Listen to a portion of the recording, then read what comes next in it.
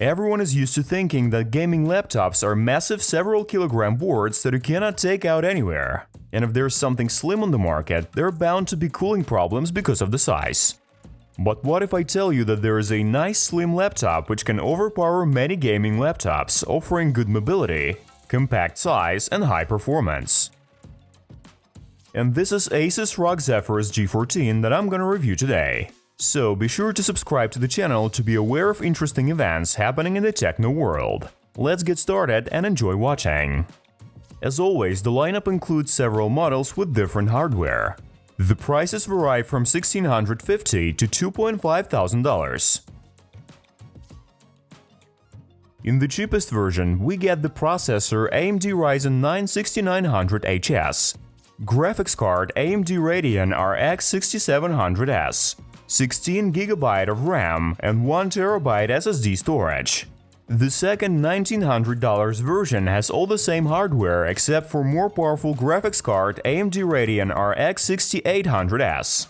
However, there is a third and most expensive option that costs $2,500 or $600 more expensive than the second version, and $850 more expensive than the first one. You'd think that it has the better hardware. Well, where is better if it already has the freshest hardware in the market? The third version has the same hardware as the second one. The only difference is a small screen behind the monitor when you can display images or text. Why is it here is a separate issue, because in public places where you can't charge the laptop, this screen should be turned off to extend autonomy. And at home or in the office with the ability to charge, you're not gonna see it anyway because you're sitting on the other side of the monitor. But the feature is unique, at least it looks cool in reviews. That's why we have this particular version in our today's video. And it's up to you to decide whether you need it or not, especially since the basic versions also have this perforation on the lid, but only without backlighting. But this concerns the models of 2022. But there are older versions that are not only cheaper and have worse hardware, but they also have RTX series graphics cards from Nvidia. I will further explain when is it important, since externally both the old and new models are particularly the same and are available in two colors. This is either Snow White that makes the laptop visually even smaller, or the standard black. In both cases, the casing is not easily soiled and is made of aluminum magnesium alloy, which feels like some kind of plastic but provides good durability. And because of weight of 2 kilograms, the small size and thickness of 2 centimeters, the laptop fits everywhere, so you can carry and use it without any problems.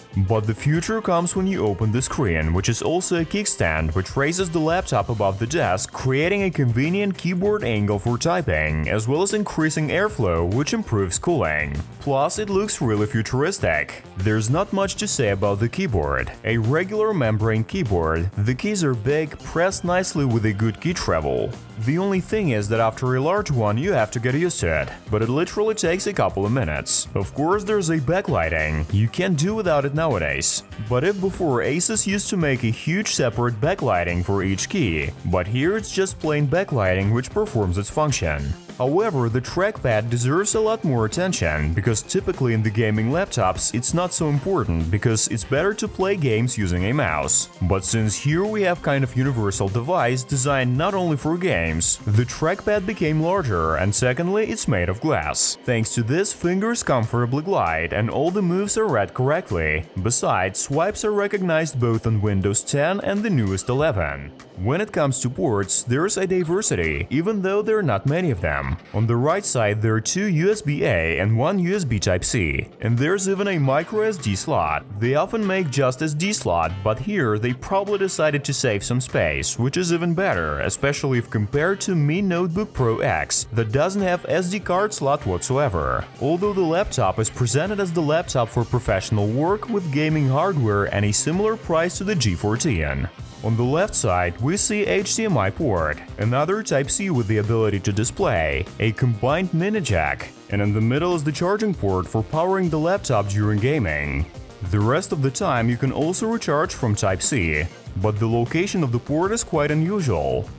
However, I've got another complaint. The location of two USB-A ports is on the right side, which is quite uncomfortable when you connect a wired mouse for playing games, because the wire has nowhere to go, and in order to avoid touching it, you have to put the cable in a special way. But in general, there's nothing to pick on the design. The white version looks very striking among the majority of black or gray laptops. I guess it sounded like racism, but still. And due to the rounded shapes and non-standard solutions, it looks unique and memorable, although the design is a matter of taste. So I suggest to vote in the comments what color you like most. The laptop has 14-inch IPS LCD display with a 2K resolution and an aspect ratio of 16:10. Because of this, it seems more square but larger at the same time, which makes it more comfortable to have a lot of open windows on the desktop.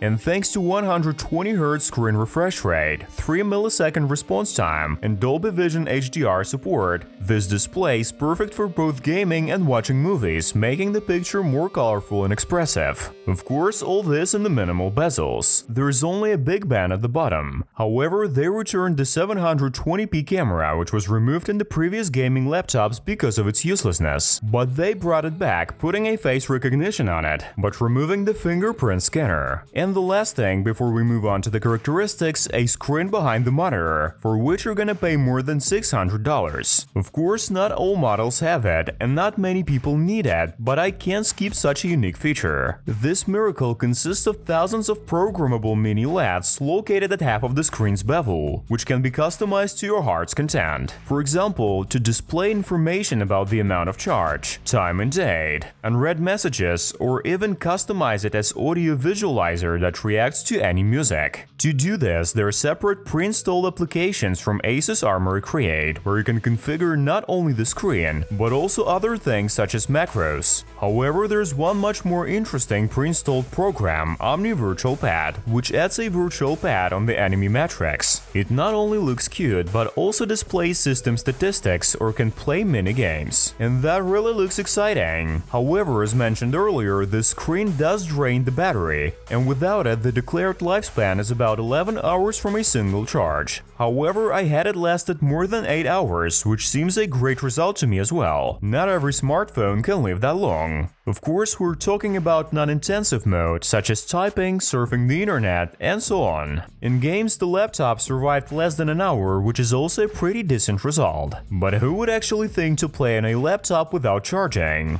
Well, if that happens and the laptop is down to 0, it charges pretty quickly, up to 50% in half an hour. And the closer it gets to 100, the faster the charging speed goes down. So, even regardless that it's a gaming laptop, after turning off RGB backlighting and animatrix, it is also great for daily tasks due to the comfortable keyboard, compact size, lightweight, and a nice operating time without serious load, which make it a universal option both for work or study, and to chill out in the end of the day playing a game. Well, let's analyze its performance and tests. Let's begin with the Sync bench, where the laptop scored 13,367 points in multi-core mode, and almost 1,500 points in single-core mode, surpassing the ROG Strix G14. However, losing out to an Intel processor with higher energy consumption. So here's a kind of compromise to achieve high performance and at the same time to maintain good working time on a single charge. On Geekbench, the laptop scored almost 10,000 points in multi-core, and on 3D Mark, which loads the graphics card, you can see the same compromise between performance and power consumption, not exceeding 100 watts, but also lagging behind the GeForce RTX 3070 with lower consumption. But all this is just a theory. Let's check the real gaming tests. The first one is Cyberpunk with ultra settings and 2K resolution. The laptop produces around 50 FPS, which is pretty good. If you reduce the resolution to Full HD on the same settings, FPS flies up to 80, but this is on a top laptop model. If you take a cheaper model for $1,600, the average FPS decreases by 8-10 frames, which is significant in some places. However, the price is also much lower. But all these tests were without ray tracing, and if you turn it on, FPS falls down to 7 in any of these laptops, which is obviously unplayable. And even turning on DLSS analog from AMD Fidelity FX doesn't really save the situation, increasing FPS with ray tracing to 25. The same situation with last year's model that has RTX card, where thanks to DLSS ray tracing, frame rate is a bit higher, but still under 30. So there's question whether it's worth overpaying for a new version if you can have the old one.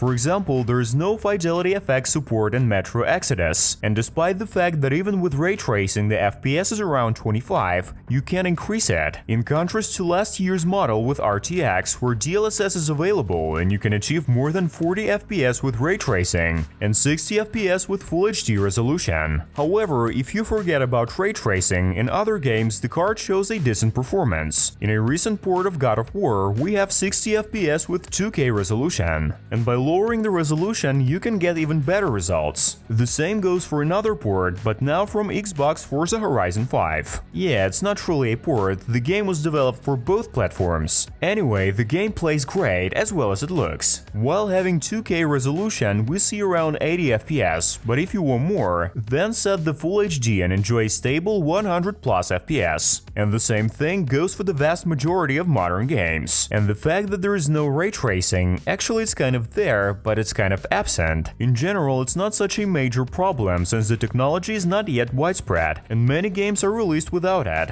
For example, my favorite Apex, not the most lightweight game, which nevertheless shows from 80 to 120 FPS, which is an excellent result for an online shooter. And this is in a little device weighing under 2 kg, but with a huge performance. That's where the future really is. And that was achieved due to an outstanding cooling system with liquid metal and an evaporation chamber, which doesn't allow the hardware to overheat, reaching 90 degrees Celsius at its peak. Yeah, it's still a lot, but not too bad, just enough for the laptop to avoid overheating. To sum it up, this is a great gaming laptop that combines performance, portability, and power efficiency, and you can fold it up and bring it with you to classes, work, or wherever you want, just like a regular laptop. But if you want, you can plug in the power and play all modern games that previously required a huge system unit. And thanks to the screen with an aspect ratio of 16:10 and 120Hz refresh rate, both games and movies feel amazing. Plus, it's much more comfortable for working. Yeah, this model doesn't have the same energy-efficient battery as the old Zephyrus Z14, but it still has a decent battery life. Or you can really take a closer look at the previous model, which also has its benefits. But both the new and the old G14 is a small and slim gaming laptop that offers performance comparable to the best 14-inch gaming laptops on the market,